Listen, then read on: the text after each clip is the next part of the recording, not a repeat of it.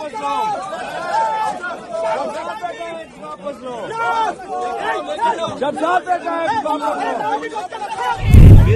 जहाँ लोग वोट दिए, वोट उसको नहीं जाकर किसी और के पास है। हमारे पास प्रमाण है इस बात का। एक नहीं, हमारे पास हजारों प्रमाण पूरे बिहार से चलकर खुद भेजा गया है।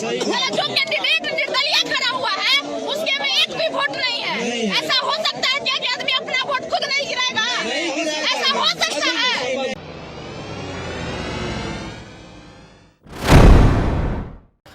आदाब, मैं हूं मुमताज आलम रिजवी और मैं बात करूंगा बिहार की। जी हां, वीडियो तो शुरू में आपने शॉर्ट वीडियो देखे होंगे कि क्या बिहार में तमाशा हो रहा है। मैं तरतीब से कुछ बहुत इंपॉर्टेंट बातें आपके सामने रखूंगा। सबसे पहली बात ये कि नीतीश कुमार 10वीं बार कल 20 तारीख को ओथ लेने जा रहे हैं बतौर सीएम। ये बिहार के 19वें वजीर आला के तौर पे ओथ लेंगे। तो एक तो ये बड़ी खबर है और उनके साथ दो और जो बीजेपी के लीडर हैं, सम्राट चौधरी और विजय सिन्हा, वो बतौर उप मुख्यमंत्री नायब वजीर आला के तौर पे वो हलफ लेंगे। तो ये पूरी उसकी तैयारी हो गई है। एनडीए के लीडर चुन लिए गए हैं जो नीतीश कुमार जी हैं, तो अब इसमें कहीं कोई रुकावट नहीं है। अब वो प्रोसेस है, गवर्नर को इस्तीफ़ा, उसके बाद फिर उनको दावत और दावत के बाद फिर वो कल ओथ लेंगे। अब उसमें कौन कौन जाएगा, क्या क्या होगा, वो तमाम चीज़ें सब सामने आएंगी और सब सामने आ रही हैं। लेकिन अब ये तय हो गया कि नीतीश कुमार ही बिहार के वज़ीर आला बनेंगे। ये अब तक की इम्पॉर्टेंट खबर है, बड़ी खबर है और ये हर जगह चल रही है। लेकिन अब आ जाइए दूसरी तरफ, ईवीएम को लेकर के जो सवाल उठ रहे हैं, जो इलेक्शन प्रोसेस को लेकर के सवाल उठ रहे हैं, जो एसआईआर को लेकर के सवाल उठ रहे हैं, वो भी बहुत इम्पोर्टेंट है। अब एक ऐसी खबर चल रही है जो कई वीडियोस आ रहे हैं, कहीं मुजाहरे हो रहे हैं, कहीं प्रोटेस्ट हो रहे हैं, कहीं बयान दिए जा रहे हैं, जो ईवीएम को लेकर के ख़ास तौर से पहले भी सवाल उठते थे। लेकिन अभी आपने देखा कि एक जो आज़ाद उम्मीदवार है, निर्दलीय इंडिपेंडेंट जो उम्मीदवार है, जब वोटों की गिनती हो रही थी तो उसका अपना खुद का वोट नहीं निकला ईवीएम से, कहाँ गायब हो गया। बात कहेंगे साहब एक ही वोट से, बात एक वोट की नहीं है। बात यह है कि क्या उस उम्मीदवार ने अपना वोट भी नहीं डाला अपने लिए? ये कैसे हो सकता है? फिर हम जानते हैं कि जो उम्मीदवार बनता है उसके बाकायदा प्रस्तावक होते हैं, लोग जाते हैं। चलिए वो सब छोड़ दीजिए, उसके अहले खाना में बताया जा रहा है कि तकरीबन 25 वोट हैं। तो क्या किसी ने वोट उसको नहीं वोट दिया? सारे के सारे, यानी जीरो, एक भी वोट उसे नहीं मिला, उसको उसका अपना वोट नहीं मिला। कहां वोट चला गया? क्या इलेक्शन कमीशन इसका जवाब देगा? क्या ऐसा मुमकिन है? क्या ऐसा हो सकता है? ये कैसे हुआ? इस पे बड़ा सवाल उठ रहा है, प्रोटेस्ट हो रहा है, लोग आवाज उठा रहे हैं और कह रहे हैं कि ये ईवीएम की खराबी की वजह से या ईवीएम धांधली की वजह से ऐसा हुआ है। ये बातें उस वक्त हो रही हैं कि जब, फिर मैं बता रहा हूं कि जो वोट ऑफ परसेंटेज है वो और जो टोटल वोट है उसमें बड़ा फर्क है, बहुत ज्यादा फर्क है उसमें। बिहार में कुल वोट जो खुद इलेक्शन कमीशन के मुताबिक, मैं फिर कह रहा हूं, 7,42,00,000 जो वोट पड़े हैं वो 7,45,00,000। लोग कह रहे हैं महज 3 लाख वोट तो बढ़े हैं, लेकिन मैं ये कह रहा हूं कि 67% ही तो वोट पड़े, तो 7,45,00,000 कैसे हो गए? इसको कैसे समझा जाए? ये बहुत इंपॉर्टेंट है, बहुत अहम है और इसको समझना चाहिए। और मुझे लग रहा है कि कांग्रेस इसकी तैयारी कर रही है, कांग्रेस इन तमाम चीज़ों पे गौर कर रही है, ऐसा लग रहा है। अभी कांग्रेस ने जो मीटिंग की थी एसआईआर के सिलसिले में, अब वो ऐलान किया गया है कि 10 यानी दिसंबर को एक बड़ी रैली मुनाकिद की जाएगी और हर चीज़ का जवाब दिया जाएगा। ये जो चोरी हुई है इसका भी इंकशाफ किया जाएगा, खुलासा किया जाएगा, सब सामने लाया जाएगा। तो क्या कांग्रेस उन तमाम चीज़ों की तैयारी कर रही? क्या उनके वकला जो हैं, क्योंकि अभिषेक मनु सिंघवी हों या और बड़े लीडरान, क्या सारे पेपर्स तैयार कर रहे हैं? कुछ ना कुछ तो है कि कांग्रेस खामोश है। तो क्या ऐसा मुमकिन है कि अगर ये तमाम गलतियां पकड़ी जाएं तो इलेक्शन उल्टा जाए, इलेक्शन कैंसिल किया जाए? क्या ये मुमकिन है? ये भी बाद में पता चलेगा।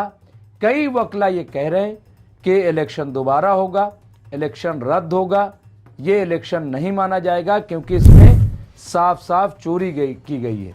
10,000 जो दिया गया वो एक अलग मैटर है, ईवीएम में जो धांधली हुई है और इतने बड़े पैमाने पे वोट चोरी हुई है वो एक बहुत बड़ा मसला है। तो यहाँ पे आप देखिए कि कांग्रेस ने दिसंबर में एक बड़ी रैली करने की बात कही है, उसका क्या असर होगा क्या नहीं होगा ये भी अपने आप में बहुत इंपॉर्टेंट है। एसआईआर का ऐलान हो गया है कुछ स्टेट में, जिसमें उत्तर प्रदेश और मगरबी बंगाल भी शामिल है। दो बहुत इंपॉर्टेंट स्टेट हैं, बिहार के बाद महाराष्ट्र भी है, लेकिन ये दो बहुत इंपॉर्टेंट हैं। और आप ये देखिए कि अभी जो बंगाल से खबर आ रही, वहाँ एसआईआर का इतना खौफ है कि बीएलओ ने खुदकुशी कर ली। यही नहीं बल्कि ममता बनर्जी जो मगरबी बंगाल की सीएम हैं, उनका ये दावा है कि अब तक एसआईआर के खौफ की वजह से तकरीबन वहाँ पे 28 लोगों ने खुदकुशी कर ली। तो ये खौफ, हालांकि मैं नहीं मानता कि खौफ किस बात का, एसआईआर होना चाहिए, हो रहा है तो उसके डॉक्यूमेंट सारे पेश करने चाहिए, ये तमाम चीज़ें हैं। लेकिन एसआईआर कैसे हो रहा है, क्या प्रोसेस है, उसको सही अमल में लाया जा रहा है नहीं लाया जा रहा है। उत्तर प्रदेश में आप देखिए कि एसआईआर शुरू है, लेकिन अभी किसी ने सोशल मीडिया पे लिखा, मैंने भी ये बात उठाई कि समाजवादी पार्टी हो, कांग्रेस हो या और दूसरी पार्टियां हो, इनके तमाम वर्कर्स, बीएसपी ने तो बाकायदा काम करना शुरू कर दिया है, वो एसआईआर में लोगों की मदद कर रहे हैं, लेकिन ना तो कांग्रेस का कार्यकर्ता नजर आ रहा है, न समाजवादी पार्टी का कार्यकर्ता नजर आ रहा है। सिर्फ बयानबाजी हो रही है और अखिलेश यादव बयानबाजी कर रहे हैं, शादी ब्याह में घूम टहल रहे हैं, उनके कार्यकर्ता भी यही कर रहे हैं। लेकिन जिस तरह से एसआईआर में ताउन करना चाहिए, लोग परेशान हैं कि कैसे किया जाए, क्या किया जाए, लेकिन कोई कार्यकर्ता कहीं दिखाई नहीं दे रहा है। ये बहुत अफसोसनाक है। लेकिन एसआईआर में लोगों का ताउन करना बहुत ज़रूरी है। एक खबर और चल रही ईवीएम के हवाले से, जो ये है कि ईवीएम में पहले ही 25,000 वोट पाए गए। अच्छा, ये पहली बार नहीं हुआ, इससे पहले भी इस तरह की गड़बड़ियाँ आई, उससे पहले भी इस तरह की गड़बड़ियाँ आई थी कि वोट डालिए आप किसी पार्टी को, कांग्रेस को, किसी को, लेकिन पर्ची जो निकलती थी वो बीजेपी की निकलती थी, वोट जो पड़ता था बीजेपी को पड़ता था। अच्छा, जितने अब तक एक्सपेरिमेंट हुए सब में यही पाया गया। मैं कई बार मैंने कहा कि भाई कभी ऐसा भी तो हो जाए कि गलती से कांग्रेस को वोट चला जाए, गलती से समाजवादी बीएसपी को चला जाए। ये जब भी ईवीएम गलती करता है तो बीजेपी को ही वोट क्यों जाता है, दूसरी पार्टी को वोट क्यों नहीं जाता? क्या आप भी बताइएगा, अगर आपके नॉलेज में कहीं ऐसा हो कि गलती से वोट बीजेपी की बजाय कांग्रेस में शिफ्ट हो गया हो तो हमें ज़रूर बताइएगा।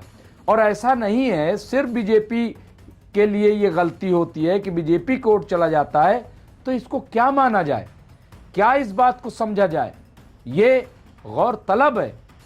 और अब तो डिमांड होने लगी अवामी सतह पर कि अब ईवीएम से नहीं बल्कि बैलेट पेपर से चुनाव हो। जब तक बैलेट पेपर से चुनाव नहीं होगा बीजेपी को कोई नहीं हरा सकता। और फिर जितने बड़े पैमाने पे आप सोचिए, 100 में से 91-92 सीटों पर बीजेपी जीत जाती, क्या वाकई इतनी लहर थी, इतना ज्यादा, इतनी बड़ी लहर थी? तो मैं पूछना चाहता हूं 2015 में बीजेपी क्यों नहीं बिहार में जीत गई? उस वक्त तो सुनामी थी मोदी जी, उस वक्त क्यों हार गई? आज क्यों और एंटी इनकम्बेंसी के बजाय कौन सा ऐसा तीर मार दिया गया बिहार में? कितनी बड़ी जीत। कोई कह रहा है कि लालू के घर में झगड़े की वजह से है, कोई कह रहा है कांग्रेस और आरजेडी में तालमेल नहीं बैठा, ये तमाम बातें कोई कह रहा है 10,000 की वजह से है, अलग अलग तरह की, जाहिर की बात है अलग अलग तरह की बातें होंगी, लेकिन इस पे तवज्जो देने की जरूरत है। ये जो घपला हुआ है कि कुल 7 करोड़ 42 लाख वोट, 7 करोड़ 45 लाख वोट पड़े, लेकिन वोट आप परसेंटेज 67% है। तो अगर ऐसे देखा जाए तो वोट तो बहुत कम पड़ा ना। ये तो 100% आप कुल वोट बता रहे हो 7 करोड़ 42 लाख। तो ये एक बड़ा सवाल है, बहुत इंपॉर्टेंट सवाल है और इस पे गौर करने की ज़रूरत है, इस पे तवज्जो देने की ज़रूरत है कि आखिर ऐसा क्यों हुआ, कैसे हुआ, ये गौर तलब है। और आइए देखिए, यहाँ पे प्रोटेस्ट तो हो ही रहा है, आप देखिए किस तरह का प्रोटेस्ट हो रहा है। एक और न्यूज़ चल रही, वो भी बहुत इंपॉर्टेंट है और वो भी गौर तलब है। इसमें 4 नाम बड़े इंपॉर्टेंट हैं और नेहा सिंह राठौर जो लोक गायिका हैं, बहुत मशहूर हैं, उन पे मुकदमात भी हैं, वो आवाज़ उठाती रही हैं, अभी उनके गीत भी काफ़ी इसी चुनाव को लेकर के पॉपुलर हो रहे हैं।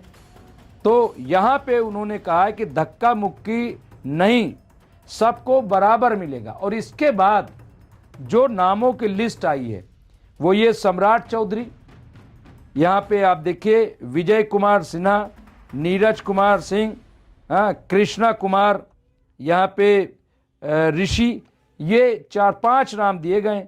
अब सम्राट चौधरी को देखो कितना वोट मिला है, 1,22,480, 1,22,000, इस पे नजर रखिएगा, 1,22,480।